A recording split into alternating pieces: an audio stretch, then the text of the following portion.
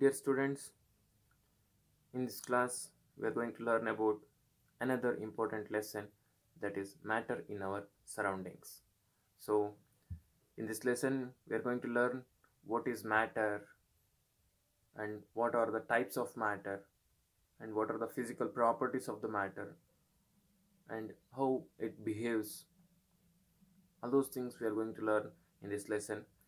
So first of all we will know about the what is matter. So matter nothing but, so simple ಲ್ಯಾಂಗ್ವೇಜಲ್ಲಿ ಹೇಳಬೇಕು ಅಂತಂದರೆ, ನಿಮ್ಮ ಕಣ್ಮುಂದೆ ಕಾಣುವಂಥ ಪ್ರತಿಯೊಂದು ವಸ್ತುಗಳು ಕೂಡ ಮ್ಯಾಟರನ್ನೇ. Everything you are watching around you, so all those things are matter. So how you say that all those things are matter? Very simple. We have two properties, important properties for matter, that is having mass, anything which is having the mass, and another one is which is having the capacity to occupy the space, that is two properties of matter. So ಯಾವುದೇ ಒಂದು ವಸ್ತುವನ್ನು ತಗೊಳ್ರಿ, ಅದಕ್ಕೆ ಒಂದು mass ಇರುತ್ತೆ, ತೂಕ ಇರುತ್ತಲ್ವಾ. Mass ಅಂದರೆ ತೂಕ ಇತ್ತು ಅಂದರೆ ಅದನ್ನು ನಾವೇನಂತ ಕರಿಬೋದು? ಮ್ಯಾಟರ್ ಅಂತ ಕರಿಬೋದು, if it is having a mass. And one more property is it should be occupy the space. ಖಾಲಿ ಜಾಗವನ್ನು ಇದು ಏನು ಮಾಡ್ಕೊಳುತ್ತೆ? ಆಕ್ಯುಪೈ ಮಾಡ್ಕೊಳುತ್ತೆ. It should occupy the space, empty space, ಖಾಲಿ ಜಾಗವನ್ನು ಆಕ್ಯುಪೈ ಮಾಡ್ಕೊಳುತ್ತೆ. ಸೊ ಅಂಥವುಗಳನ್ನು ನಾವೇನಂತ ಕರಿತೀವಪ್ಪ ಅಂದರೆ ಮ್ಯಾಟರ್ ಅಂತ ಕರಿತೀವಿ. ಸೊ ನಿಮ್ಮ ಸುತ್ತಮುತ್ತ ಇರುವಂಥ ಪ್ರತಿಯೊಂದು ವಸ್ತುವಿಗೂ ಅದರದೇ ಆದಂಥ ಒಂದು ತೂಕ ಇರುತ್ತೆ ಅಲ್ವಾ? ತೂಕ ಅಂತೂ ಇದ್ದೇ ಇರುತ್ತೆ. ಹಾಗೆಯೇ ನೋಡ್ರಿ, ನಾನೀಗ ಕ್ಯಾಮ್ರಾ ಮುಚ್ಕೊಳ್ತೀನಿ. ಸೊ ಕ್ಯಾಮ್ರಾನ ನನ್ನ ಬೆರಳು ಆಕ್ಯುಪೈ ಮಾಡ್ಕೊಳ್ತು.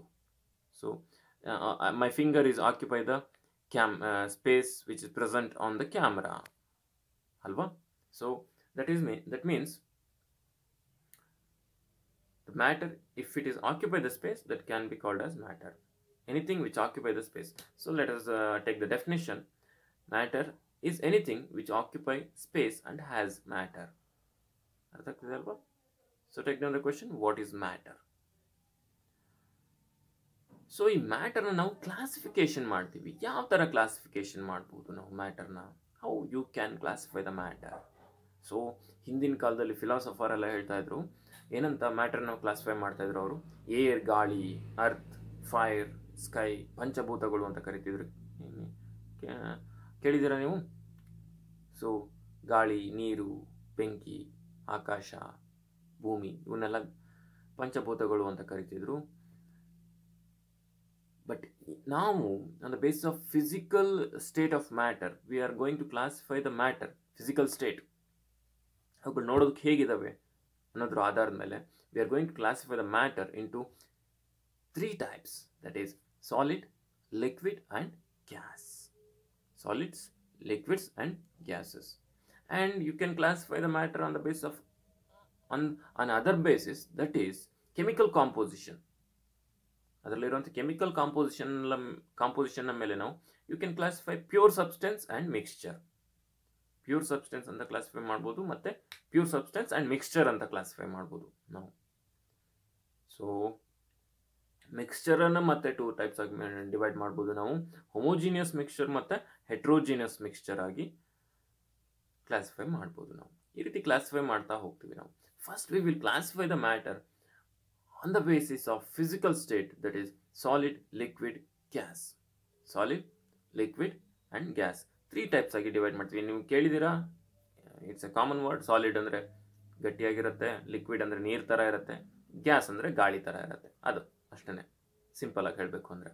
So coming to the physical nature of the ಮ್ಯಾಟರ್ನ ಅದನ್ನು ನಾವು ಸಾಲಿಡ್, ಲಿಕ್ವಿಡ್, ಗ್ಯಾಸ್ ಬಗ್ಗೆ ನೆಕ್ಸ್ಟು ಸಪ್ರೇಟಾಗಿ ಓದೋಣ. ಫಸ್ಟ್ ನಾವು ಹೋಲ್ ಮ್ಯಾಟರ್ನ ತಗೋಣ. ಸೊ ಮ್ಯಾಟರ್ನ ಫಿಸಿಕಲ್ ನೇಚರ್ ಏನೇನಿದೆ ಮ್ಯಾಟರ್ಗೆ ಅಂತ ತಿಳ್ಕೊಳ್ತಾ ಹೋಗೋಣ. What are the physical nature for matter are physical nature of the matter? So ಏನೇನು ಫಿಸಿಕಲ್ ನೇಚರ್ ಇದೆ? ಒಂದು, ಮ್ಯಾಟರ್ ಆರ್ ವೆರಿ ಟಿನಿ. ಅಂದರೆ matter are very first one, matter is made up of particles. Matter ಯಾವುದರಿಂದ ಆಗಿದೆ? Particles ಅಂದರೆ ಕಣಗಳು. Small particles ಅಂತ ಕರಿತೀವಲ್ಲ. ಈಗ ನೀವು ಒಂದು ಡಸ್ಟ್ ಪಾರ್ಟಿಕಲ್ನ ನೋಡಿದ್ರೆ, ಬಿಸಿಲಲ್ಲಿ ಡಸ್ಟ್ನ ನೋಡ್ರಿ ನೀವು, ಅದರ ಪಾರ್ಟಿಕಲ್ಸ್ಗಳು ಹೇಗೆ ತೇಲಾಡ್ತಾ ಇರುತ್ತೆ ಗಾಳಿಯಲ್ಲಿ. ಸೊ ಆ ಥರ ಎಲ್ಲ ಮ್ಯಾಟರು ಕೂಡ ಪಾರ್ಟಿಕಲಿಂದ ಆಗಿದೆ. It's a small, it is a nanometre, small ಪಾರ್ಟಿಕಲ್ಸಿಂದ ಆಗಿರುತ್ತೆ ಅಂತ ಹೇಳ್ತಾರೆ. It is made up of small particles, made up of particles. And the second property is the particles of matter are very tiny. ನಾನು ಅವಾಗಲೇ ಹೇಳಿದ್ನಲ್ಲ, it's a nanometre, very small. ಆ ಪಾರ್ಟಿಕಲ್ಸ್ಗಳಿಂದ ಆಗಿರುವಂಥ ಪಾರ್ಟಿಕಲ್ಸ್ಗಳು ಹೇಗಿದೆ, ವೆರಿ ಸ್ಮಾಲ್. ಟಿನಿ ಅಂದರೆ small ಅಂತ. And the particles of the matter have space between them. ಆ ಪಾರ್ಟಿಕಲ್ಸ್ಗಳ ನಡುವೆ ಅವುಗಳು ಅರೇಂಜ್ ಆಗಿರ್ತಾವಲ್ಲ, ಮ್ಯಾಟ್ರಲ್ಲಿ ಪಾರ್ಟಿಕಲ್ಸ್ಗಳು ಒಂದ್ರ ಪಕ್ಕ ಪಾರ್ಟಿಕಲ್ಸ್ಗಳು ಅರೇಂಜ್ ಆಗಿರ್ತವೆ. ಅವುಗಳ ನಡುವೆ ಸ್ಪೇಸ್ ಇರುತ್ತೆ, ಗ್ಯಾಪ್ ಇರುತ್ತೆ. So I will show you one picture for you, I will draw you one picture for you. So ಈಗ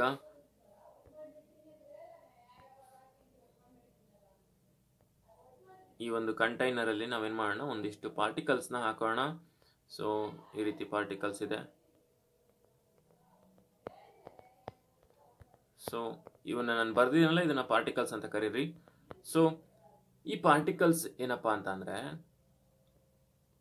ನೋಡ್ರಿ, it is made up of particles. ಇವುಗಳು ಪಾರ್ಟಿಕಲ್ಸ್ ಇಂದ ಆಗಿದೆ. ಪಾರ್ಟಿಕಲ್ಸ್ ಆರ್ ವೆರಿ ಸ್ಮಾಲ್, ಇವುಗಳು ಭಾಳ ಚಿಕ್ಕದಿದ್ದಾವೆ ಅಂತ ಅನ್ಕೊಳ್ರಿ. And have space between them. ನೋಡ್ರಿ, ಇವುಗಳ ನಡುವೆ ಅಲ್ಲಲ್ಲಿ ಗ್ಯಾಪ್ ಇದೆ, ಖಾಲಿ ಜಾಗ ಇದೆ. ಇಷ್ಟು ದೊಡ್ಡ ಕಾಣಲ್ಲ, ನಾನು ಸುಮ್ಮನೆ ನಿಮಗೆ ಚಿತ್ರದಲ್ಲಿ ತೋರಿಸ್ತಾ ಇರೋದಷ್ಟೇ. Particles have space between them. The particles of matter are continuously moving. ಇವುಗಳು ಒಂದೇ ಕಡೆ ಹೀಗಿರಲ್ಲ, ಯಾವಾಗಲೂ ಏನಾಗ್ತಾ ಇರ್ತವೆ, ಇವುಗಳು ಮೂವ್ ಆಗ್ತಾ ಇರ್ತವೆ from one place to the another place. It is moving from one place to the another place, continuously moving. And the particles of matter are attract each other. ಒಂದಕ್ಕೊಂದು ಒಳ್ಳೆ ಮ್ಯಾಗ್ನೆಟ್ ಥರ ಅಟ್ರಾಕ್ಟ್ ಮಾಡ್ಕೊಳ್ತಾ ಇರ್ತವೆ, attract ಆಗ್ತಾ ಇರುತ್ತೆ ಒಂದು ಮತ್ತು ಇನ್ನೊಂದು. ಅಟ್ರಾಕ್ಟಿಂಗ್ ಈಚ್ ಅದರ್, ಒಂದಕ್ಕೊಂದು ಅಟ್ರಾಕ್ಟ್ ಆಗ್ತಾ ಇರ್ತವೆ. ಸೊ ಸರ್ ಹೇಗೆ ಹೇಳ್ತೀರಾ ಸರ್ ಇವನ್ನೆಲ್ಲ? ಸುಮ್ಮನೆ ನಮಗೆ ಲೈನ್ಸಲ್ಲಿ ಹೇಳಿದರೆ ನಾವು ನಂಬಬೇಕು ಬೇಡವೋ? We have to believe that ಅಲ್ವಾ? So how can we believe? We will make some activities, we will do some activities. So with the activities we have to believe that physical nature of matter. ಓಕೆನಾ? So ಒಂದಿಷ್ಟು activities ಮಾಡೋದ್ರ ಮುಖಾಂತರ ನಾವು ಪಾರ್ಟಿಕಲ್ಸ್ಗಳು matter ಪಾರ್ಟಿಕಲ್ಸಿಂದ ಆಗಿದೆ ಅಂತ ತಿಳ್ಕೊಳ್ಳೋಣ. ಎಲ್ಲ ಇಲ್ಲಿ ಎಷ್ಟು 4 ಪ್ರಾಪರ್ಟೀಸ್ ಓದಿದ್ದೀವಿ. 4 ಪ್ರಾಪರ್ಟೀಸ್ಗಳು ಕೂಡ 5 ಪ್ರಾಪರ್ಟೀಸ್ ಇದ್ದಾವೆ. 5 ಪ್ರಾಪರ್ಟೀಸ್ ಕೂಡ ನಾವು ಎಕ್ಸ್ಪೆರಿಮೆಂಟ್ಸ್ ಅಥವಾ ಆ್ಯಕ್ಟಿವಿಟೀಸ್ ಮುಖಾಂತರ ನಾವು ಕನ್ಫರ್ಮ್ ಮಾಡ್ಕೊಳ್ಳೋಣ. ಓಕೆನಾ? So let us start with the first point, that is matter is made up of particles. So matter ಪಾರ್ಟಿಕಲ್ಸಿಂದ ಆಗಿದೆ ಅಂತ ಹೇಳೋದಕ್ಕೆ ಒಂದು ಆ್ಯಕ್ಟಿವಿಟಿ ಇದೆ, small activity, very simple activity. ಓಕೆನಾ? ಸೊ ನೀವೇನು ಮಾಡಬೇಕು ಅಂತಂದರೆ, ಒಂದು ಬೀಕರ್ ತಗೊಳ್ರಿ. ಓಕೆನಾ? ಇಲ್ಲಿ ತಗೊಂಡಿದ್ದಾರೆ ನೋಡ್ರಿ ಚಿತ್ರದಲ್ಲಿ. ಇಲ್ಲಿ ಒಂದು ಬೀಕರ್ ತಗೊಳ್ರಿ. ಬೀಕರ್ಗೆ ಸ್ವಲ್ಪ ವಾಟರ್ ಹಾಕ್ರಿ. ಒಂದು 100 ml, ಟೇಕ್ ಸೇ 100 ml. 100 ml ವಾಟರ್ ಹಾಕ್ರಿ. ಅದರ ವಾಟರ್ ಲೆವೆಲ್ನ ಮಾರ್ಕ್ ಮಾಡಿಕೊಡ್ರಿ. ಅಂದರೆ ಎಲ್ಲಿ ತನಕ ಬಂತು ಅಂತ ಮಾರ್ಕ್ ಮಾಡಿಕೊಡ್ರಿ. ಸೊ ಅದಾದಮೇಲೆ ಅದಕ್ಕೆ ಶುಗರ್ನೋ ಅಥವಾ ಒಂದಿಷ್ಟು ಸಾಲ್ಟ್ನೋ ಹಾಕ್ರಿ. ಓಕೆನಾ? ಸಾಲ್ಟ್ ಹಾಕಿ ಡಿಸಾಲ್ವ್ ಮಾಡಿರಿ. ಡಿಸಾಲ್ವ್ ಮಾಡಿದ್ಮೇಲೆ ಅದರ ವಾಟರ್ ಲೆವೆಲ್ ನೋಡ್ರಿ. ವಾಟರ್ ಲೆವೆಲ್ ನೋಡ್ರಿ ಎಷ್ಟಾಗಿರುತ್ತೆ. ವಾಟರ್ ಲೆವೆಲ್ ಚೇಂಜ್ ಆಗಿರುತ್ತಾ? No change. ವಾಟರ್ ಲೆವೆಲಲ್ಲಿ ಯಾವುದೇ ಚೇಂಜಸ್ ಆಗಿರಲ್ಲ. ಸೊ ಚೇಂಜಸ್ ಆಗದೆ ಇರೋದಕ್ಕೆ ಏನು ಕಾರಣಪ್ಪ ಅಂದರೆ, ಆ ಮ್ಯಾಟರ್ ಪಾರ್ಟಿಕಲ್ಸ್ಗಳು ಅವುಗಳು, it is the particles of water get into the space between the particles of sugar or salt get into the space between the particles of water. ವಾಟರ್ನ space ಒಳಗಡೆ ಹೋಗಿ ಸೇರ್ಕೊಂಡ್ಬಿಡತ್ತೆ.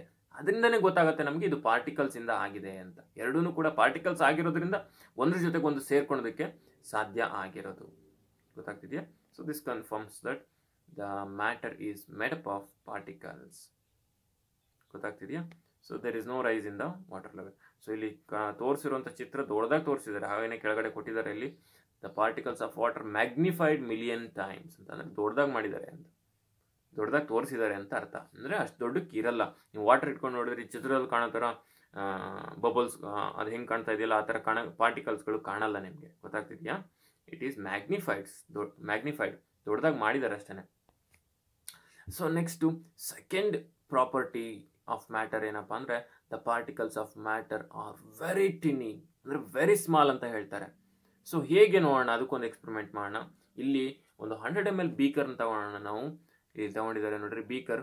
ಸೊ ಇದಕ್ಕೆ 100 ml ವಾಟರ್ ಹಾಕಿ potassium permanganate ಅಂತ ಒಂದು crystals ಬರುತ್ತಪ್ಪ, ಅಂದರೆ KMnO4 ಅಂತ. It's A colouring substance. ಆ ಕ್ರಿಸ್ಟಲ್ಸ್ ಉಪ್ಪಿನ ಥರ ಇರುತ್ತೆ, ಆದರೆ ಬ್ಲ್ಯಾಕ್ ಬ್ಲೂ ಕಲರಲ್ಲಿ ಇರುತ್ತೆ ಕಣಗಳು. ಈ ಹಬ್ಬದ ಸಮಯದಲ್ಲಿ ಬಣ್ಣ, ಈ ಹಸುಗಳಿಗೆಲ್ಲ ಬಣ್ಣ ಹಚ್ಚೋದಕ್ಕೆ ಅದನ್ನು ಯೂಸ್ ಮಾಡ್ತಾರೆ ಕೆಲವೊಬ್ರು. ನೀವು ನೋಡಿದಿರೋ ಇಲ್ವೋ ಗೊತ್ತಿಲ್ಲ ನನಗೆ. ಸೊ ಅದು KMnO4 ನಮ್ಮ ಲ್ಯಾಬಲ್ಲಿ ನಮಗೆ ಈಸಿಯಾಗಿ ಸಿಗುತ್ತೆ. ಸೊ ಆ KMnO4 ತಗೊಂಡು ನಾವು 100 ml ನೀರಿಗೆ KMnO4 ಹಾಕೋಣ, ಅಂದರೆ ಪೊಟ್ಯಾಷಿಯಂ ಪರ್ಮಾಂಗನೇಟ್. ಈ ರೀತಿ ಕಲರ್ ಆಗತ್ತದು, ಡಾರ್ಕ್ ಪಿಂಕ್ ಕಲರ್ ಆಗುತ್ತೆ. ಓಕೆನಾ. ಸೊ ಅದರಿಂದ ನೆಕ್ಸ್ಟು ಈ ಥರ 4 ಬೀಕರ್ಸ್ನ ತಗೊಂಡು ಏನು ಮಾಡಬೇಕು ನಾವು ಅಂತಂದರೆ, ಏನು ಮಾಡಿರಬೇಕು ಅಂದರೆ 4 ಬೀಕರ್ಸ್ನ ತಗೊಂಡಿರಬೇಕು. ಈ ಥರ 4 ಬೀಕರಿಗೂ 100 ml ವಾಟರ್ನ ಹಾಕೊಂಡಿರಬೇಕು. ಇದಕ್ಕೆ ಫಸ್ಟ್ ನಾವು ಒಂದು 10 ಗ್ರಾಮ್ ಅಷ್ಟು KMnO4 ಹಾಕಿದ್ವಿ, ನಾವು ಪುಡಿನ ಹಾಕಿದ್ವಿ. ಈ ಥರ ಕಲರ್ ಆಗಿದೆ. ಸೊ ಇದರಿಂದ ನಾವು 10 ml ತೆಗೆದು, ಇಲ್ಲಿ ನೋಡಿ ತಗೊಂಡಿದ್ದಾರೆ 10 ml ತಗೊಂಡು ಸೆಕೆಂಡ್ ಬೀಕರಿಗೆ ಹಾಕಿದ್ವಿ. 100 ml ವಾಟರ್ ಇದೆ, ಆ ವಾಟರ್ಗೆ 10 ml ಇದನ್ನು ಹಾಕಿದಾಗ ಈ ಕಲರ್ ಆಗುತ್ತೆ. KMnO4 ಇಲ್ಲಿಗೆ ಬಂತು.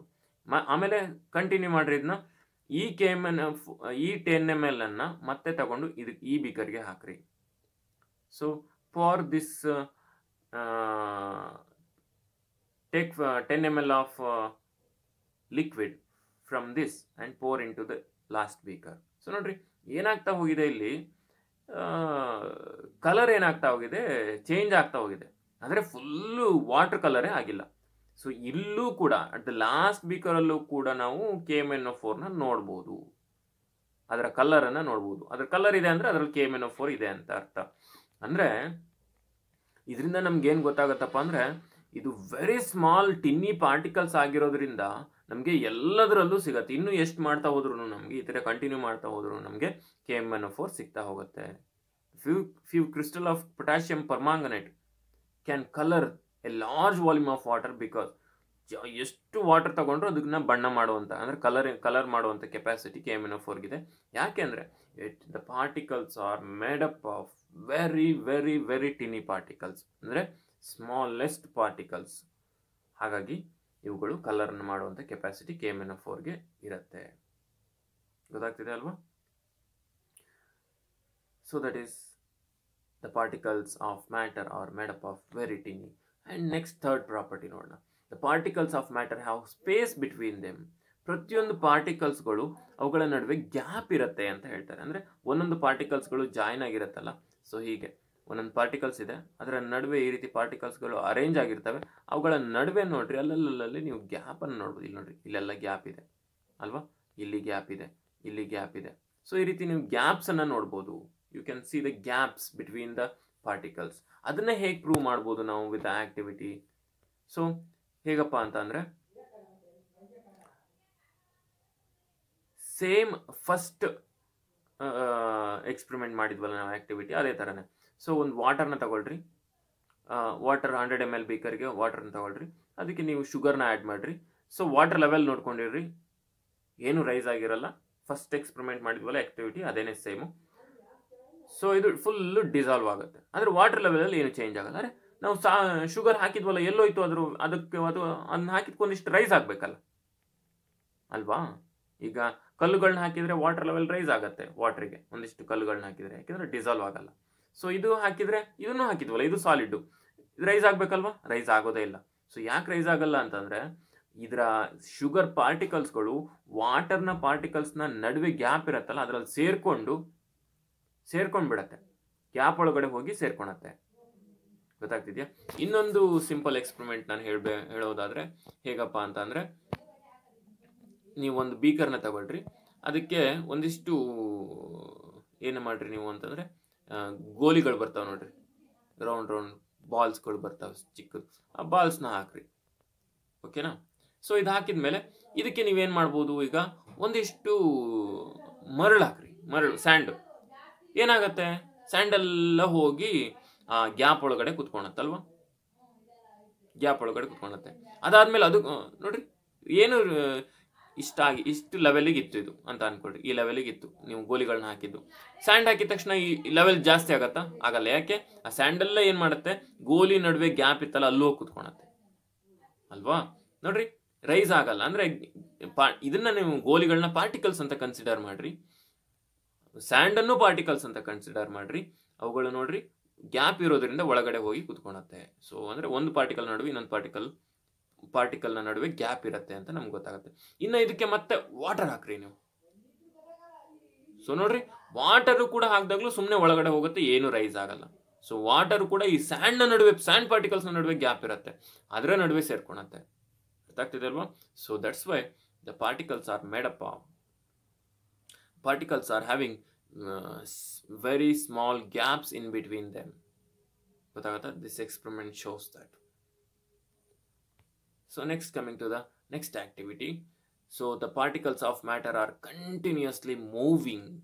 Particles ಗಳು ಏನಾಗ್ತಾ ಇರ್ತವೆ, ಯಾವಾಗಲೂ ಒಂದೇ ಕಡೆ ಇದ್ದಲ್ಲೇ ಇರೋದೇ ಇಲ್ಲ, ಮೂವಿಂಗ್, ಕಂಟಿನ್ಯೂಸ್ಲಿ ಮೂವಿಂಗ್. ಇದಕ್ಕೊಂದು ವೆಲ್ ನೋನ್ ಎಕ್ಸಾಂಪಲ್ ಇದೆ, ವೆಲ್ ನೋನ್ ಆಕ್ಟಿವಿಟಿ ಇದೆ.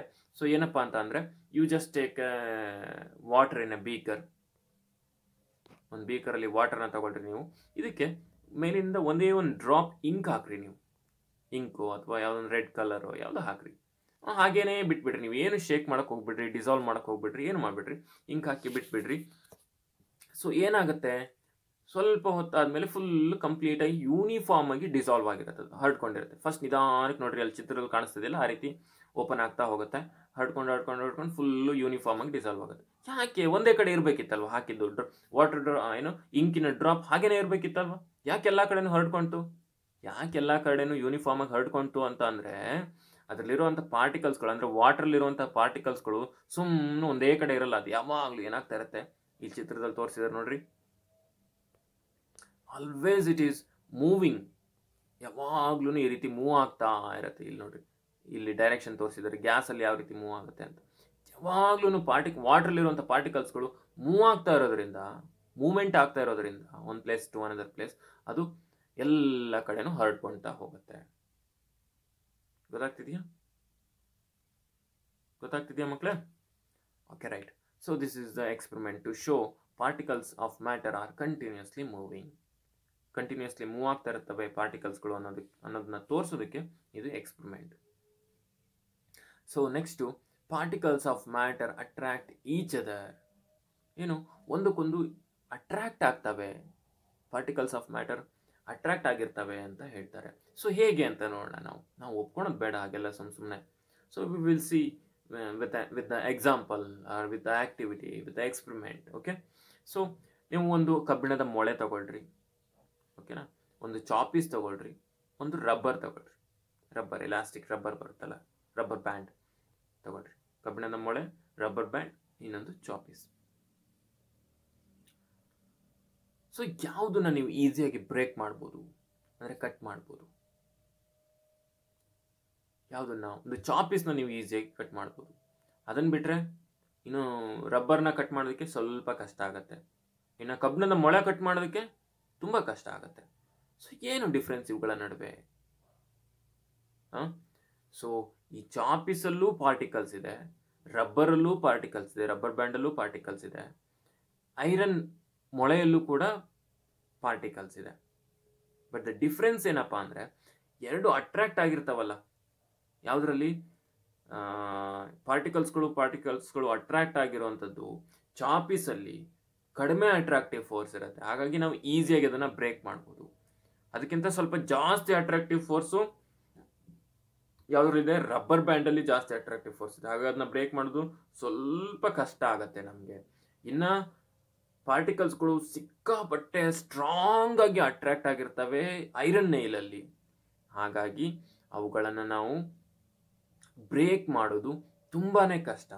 ಯಾಕೆಂದರೆ very high attractive force in between the particles in the iron Nile.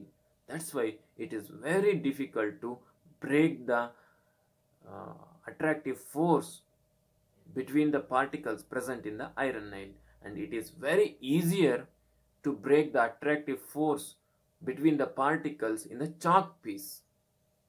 So totally, whatever it may be, there should be a there is a attractive force between the particles. ಗೊತ್ತಾಗ್ತಿದೆಯಾ? ಒಟ್ಟಿನಲ್ಲಿ attractive force ಇರುತ್ತೆ ಅಂತ ನಮಗೆ ಗೊತ್ತಾಗುತ್ತೆ. So ಇದು ಚಾಪೀಸ್ನ attractive force ಆಗಿದ್ರೆ, ಇದು rubber ನೋಡ್ರಿ, ಇಲ್ಲಿ ಆಟಮ್ಸ್ಗಳು ಏನಾಗಿದೆ, ದೂರ ಇದೆ. ಇಲ್ಲಿ ಅಂದರೆ ಅಟ್ರಾಕ್ಟಿವ್ ಫೋರ್ಸ್ ಕಡಿಮೆ ಇದೆ ಅಂತ ಅರ್ಥ. ಇಲ್ಲಿ ಅಟ್ರಾಕ್ಟಿವ್ ಫೋರ್ಸ್ ಸ್ವಲ್ಪ ಜಾಸ್ತಿ ಆಗಿದೆ. ಇಲ್ಲಿ ಫುಲ್ಲು ಐರನ್ ಇದು ಫುಲ್ಲು ಅಂಟ್ಕೊಂಡ್ಬಿಟ್ಟಿದೆ. ಹಾಗೆ ಅಟ್ರಾಕ್ಟಿವ್ ಫೋರ್ಸ್ ಸಿಕ್ಕಾಪಟ್ಟೆ ಜಾಸ್ತಿ ಇದೆ ಅಂತ ನಮ್ಗೆ ಇದರಿಂದ ಗೊತ್ತಾಗುತ್ತೆ ಅಲ್ವಾ ಮಕ್ಕಳೇ? So that is the experiment activity to show particles of matter attract each other ಅಂತ ಹೇಳೋದಕ್ಕೆ. So next coming to the another property. Okay, right. So ನಾವು ಒಟ್ಟು 5 ಪ್ರಾಪರ್ಟೀಸ್ ಕಲ್ತ್ಕೊಂಡ್ವಿ. Particles of matter attract each other, particles of matter are continuously moving, particles of matter have space between them, and particles of matter are very tiny, ಅಂದರೆ ತುಂಬ ಚಿಕ್ಕದಾಗಿರ್ತವೆ, and matter are made up of particles. There are 5 physical nature of matter. ಗೊತ್ತಾಗ್ತಿದೆ? Take down the question. List out the 5 physical nature of matter.